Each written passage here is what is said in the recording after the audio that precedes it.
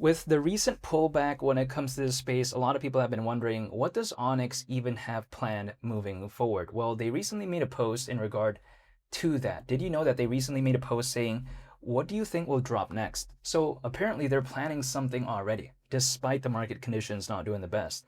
But before I get into this, I first want to explain how nothing I say is financial advice. I'm not telling anyone to do anything, and this is just purely my perspective and my opinion.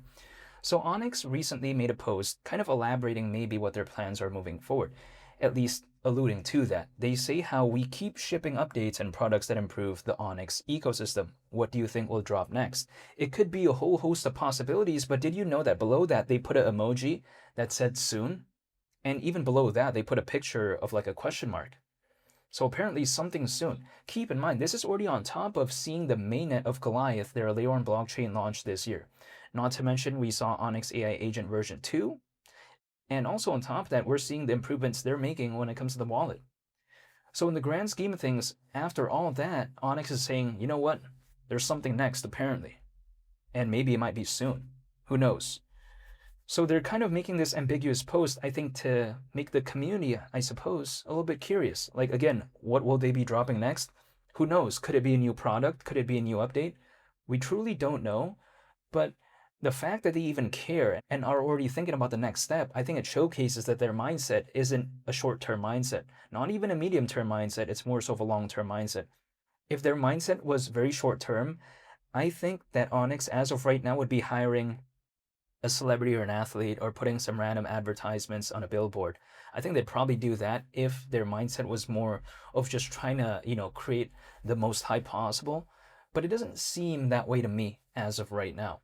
What it seems like they're doing is focusing on the products, focusing on the ecosystem, in which case is going to help allow it to survive market downturns in some cases.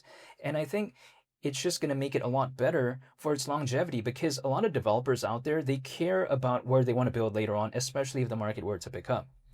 And if that wave were to come in, it's the projects that are most prepared. Those are the ones that are typically able to ride the wave later. Not the ones who chase, but the ones who are actually there waiting the entire time. So I think that Onyx is actually taking more of a long-term and smarter approach as to some other projects out there, which are thinking about, oh wow, what's going to happen the next week and the week after that when it comes to the price charts. But that's like a very short-term mindset, in my opinion.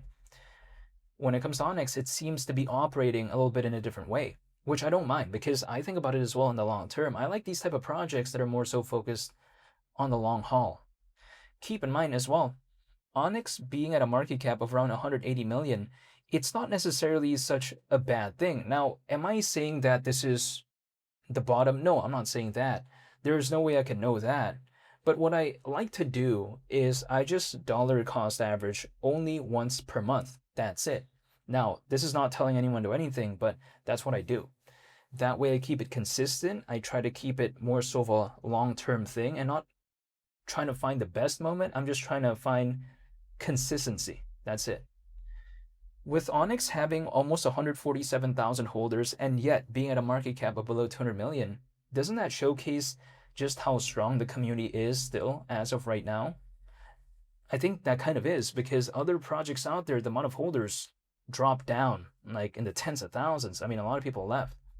But when it comes to Onyx, it doesn't seem to have that type of moment where a lot of people gave up on it like that. I mean, I'm sure a lot of people did, but in terms of the community, it still seems like it's there. That's kind of my point. Because if Onyx was not developing, if it wasn't doing anything, I think it's kind of cooked actually, but it's still doing something.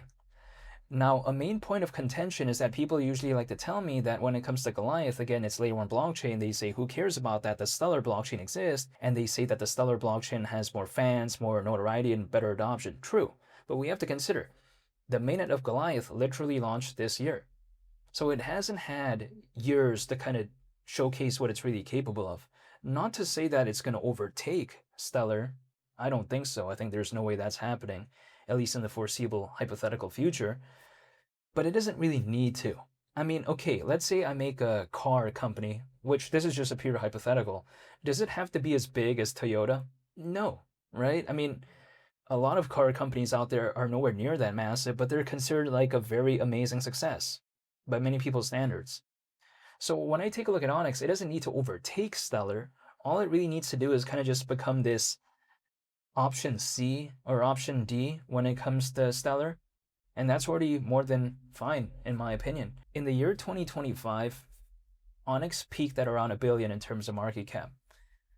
But I feel that it wasn't even really a time that was so conducive for Onyx to do that type of stuff anyways. The reason being is because when Onyx reached around $1 billion in terms of market cap last year, the fundamentals, in my opinion, were nowhere near as good as it is right now. We already know the focus of Onyx. I mean, it was focused on global trade and finance. We know that, but we haven't seen all the fundamental improvements that we have seen as of right now, which I think indicates that once they saw that, pretty good rally last year, they actually put some good use when it comes to that and actually put it back in, I think, to the project, right? Some other projects out there, they don't do that.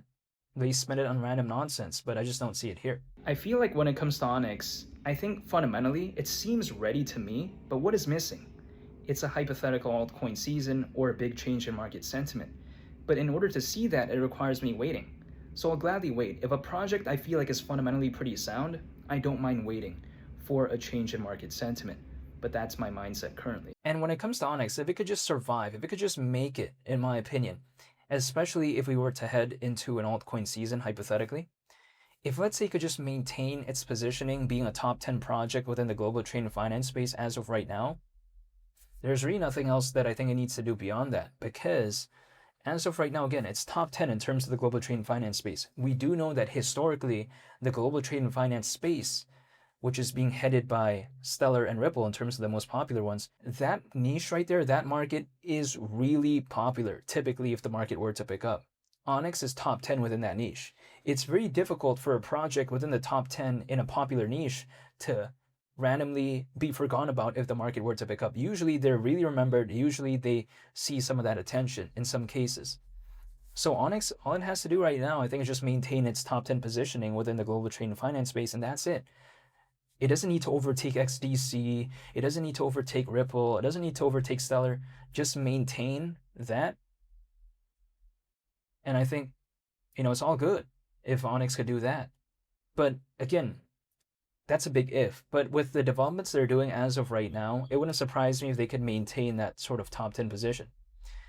And ever since last year, I just don't see the amount of competitors that popped up when it comes to the global trade and finance space that are so revolutionary. If we take a look at it, the top 10 projects within the global trade and finance space this year is pretty much exactly the same as last year in terms of the top 10 popular ones within that niche. So what does that indicate? It indicates that there hasn't really been any new dynamic competitor or disruptor that has, made Onyx obsolete or made it like bad. It hasn't seen that type of, project yet within this space. It just hasn't, especially ever since last year. So I think that, if anything, kind of showcases that Onyx, in terms of the amount of competitors that it has, it really didn't see any increase in terms of a direct competitor within its own niche, which I think is actually a positive thing. The reason being is because Onyx improved, yet the amount of competitors stayed the same. So that's the thing. It improved, yet there's like no new disruptor that's entering into this space. That's kind of impressive. It's like, for instance, imagine if suddenly there was no more new car brands out there for whatever reason in a make-believe scenario, and then let's say Toyota just kept improving and improving and improving.